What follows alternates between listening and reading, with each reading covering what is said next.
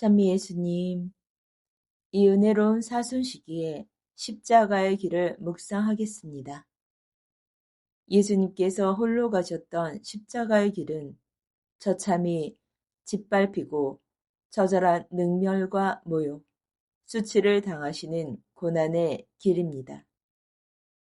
당신 백성을 죄에서 구원하실 것이다. 보라, 세상의 죄를 없애시는 하느님의 어린 양이시다. 하신 이 말씀처럼 이 길은 우리 죄를 없애시고 구원으로 초대하는 희망의 길이기도 합니다. 특히 예수님께서는 마지막 공생활에서 당신 제자들에게 순한 죽음의 예고를 3번에 걸쳐서 말씀하십니다. 하지만 제자들은 그 의미를 깨닫고 받아들이지도 않을 뿐더러 요한과 야고보의 어머니는 예수님께 나아가 자신의 두 아들을 오른쪽과 왼쪽에 앉혀달라고 청하기까지 합니다. 어쩌면 지금의 우리도 이들처럼 마찬가지로 예수님께 말씀드리고 있을지도 모릅니다. 예수님이 가시는 십자가의 길 앞에서 구원의 깊은 의미보다 세상 일에 모든 정신이 팔려서 진정 잊지 말아야 할 예수님의 십자가 죽음을 눈 감고 있는지도 모릅니다.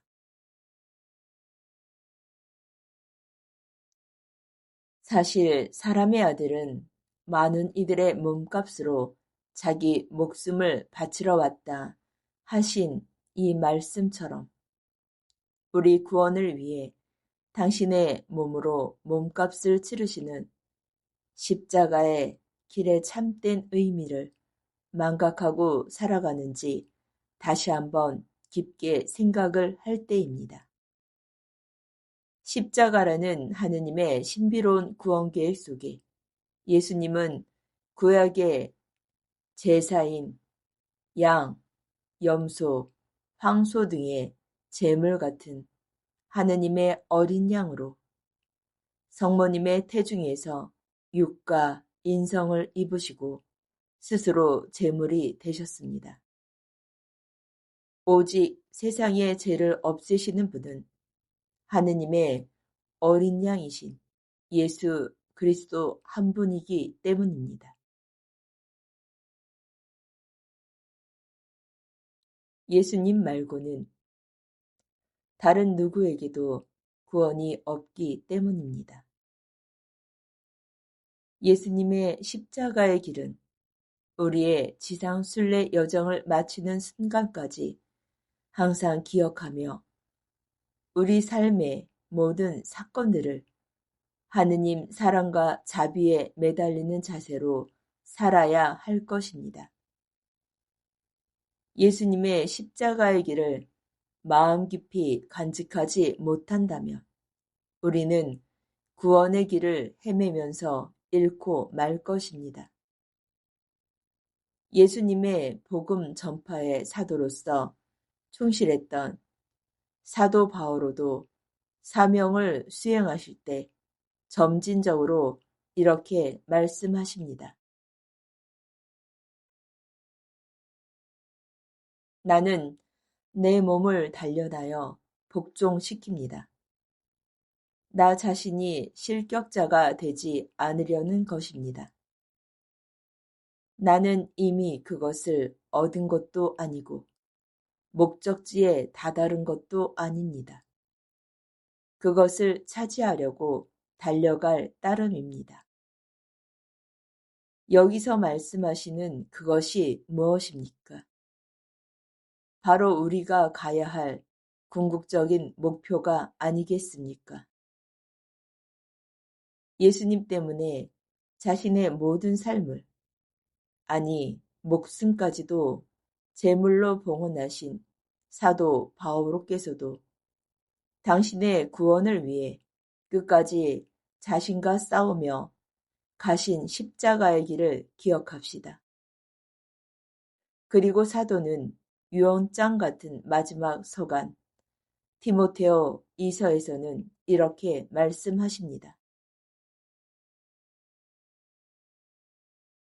나는 훌륭히 싸웠고 달릴 길을 다 달렸으며 믿음을 지켰습니다. 이제는 의로움의 화관인 나를 위하여 마련되어 있습니다. 라는 확신의 말씀을 하십니다.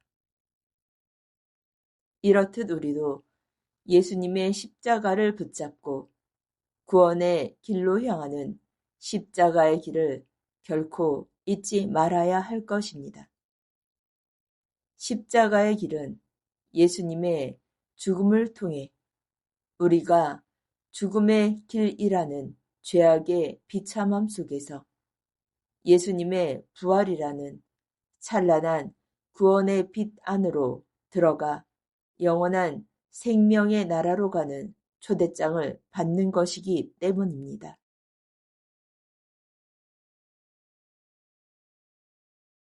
가톨릭 교리서 571항에서도 그리스도의 십자가와 부활의 파스카 신비는 사도들과 그 뒤를 이어 교회가 전파해야 할 기쁜 소식의 핵심이다 라고 기록되어 있습니다. 그러나 우리는 매년 전례에 사순시기에 하는 십자가의 길 기도를 예수님의 순환과 죽음을 깊게 묵상하며 다가오는 부활 시기로 나아가는 것보다 일상적인 교회의 전례로 생각을 할 때가 많이 있습니다. 저부터도 자주 그랬습니다. 그러면서도 예수님의 순환과 죽음을 생각하면 마음이 아프고 슬픔에 잠겨 눈물을 종종 흘렸지만 이번처럼 사순 시기에 십자가의 길 은혜를 받은 것은 아마 처음인 것 같습니다. 어쩌면 우리는 예수님의 죽음을 당연히 우리를 구원하시기 위한 것이라고 생각을 할 수도 있을 것입니다. 그러나 창조주이신 하느님께서 피조물은 우리를 위해 한 여인의 태중을 빌려 육을 취하시어 제물로 오셨다고 생각하면 미사 성체 중에 사제가 성체를 거양하며 보라 하느님의 어린 양 세상의 죄를 없애시는 분신이 이 성찬에 초대받는 이는 복되도다 하신 이 말씀이 정말 감사하게 다가올 것입니다. 우리를 진정으로 구원으로 이끄시는 예수님의 십자가의 길을 알고 있는 우리는 미사 성제의 이 전례 안에서 진정한 십자가의 희생과 구원의 기쁨을 느끼며 참 신앙인으로 살아가야 할 것입니다. 예수님께서 십자가에 못 박혀 3시간 동안 고통 중에 계실 때와 돌아가실 때 알렉산드리아 키릴로스 교부는 이렇게 말씀하십니다. 온 창조계가 주님 때문에 울었습니다. 해는 어두워지고 바위들은 갈라지고 성전은 상복을 입었습니다. 성전 휘장이 위에서 아래까지 2갈래로 찢어진 것입니다. 하느님께서 이사야의 목소리로 말씀하신 대로 된 것이지요. 나는 흥망으로 하늘을 입히고 자루옷으로 그 덮개를 만든다.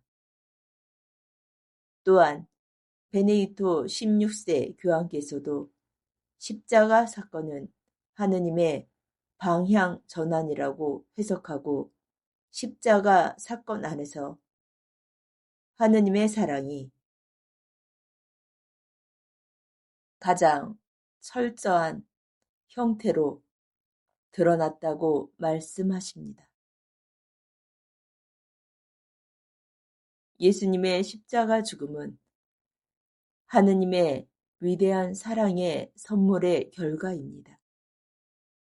그분은 오늘날에도 십자가에 못 박히는 우리 삶의 깊은 심연과 무덤까지도 우리와 가까이 계시기를 바라십니다. 당신의 십자가 희생으로 우리에게 하느님의 사랑을 드러내신 예수 그리스도께 온 마음과 정성을 다해 경배 드립니다. 십자가의 길은 오늘 우리에게 무엇을 말하고 있는가 하는 주제를 담아 말씀드린 대로 저와 여러분의 삶이 예수님의 십자가 죽음을 통해 얻은 구원의 참된 증인으로 살아갔으면 하는 마음으로 이 강의를 합니다. 다음은 십자가의 길 기도를 오상의 성 비오 신부와 함께 걷는 십자가의 길 묵상 말씀과 성 프란치스코와 함께 걷는 십자가의 길 기도와 마리아 사제운동의 성모님 메시지를 통합하여 십자가의 길 14철을 묵상하고자 합니다. 은혜로운 사순시기에 더 깊게 예수님을 사랑하고 하느님 아버지의 사랑을 알아가는데 저와 여러분에게 많은 도움이 되었으면 좋겠습니다. 아멘.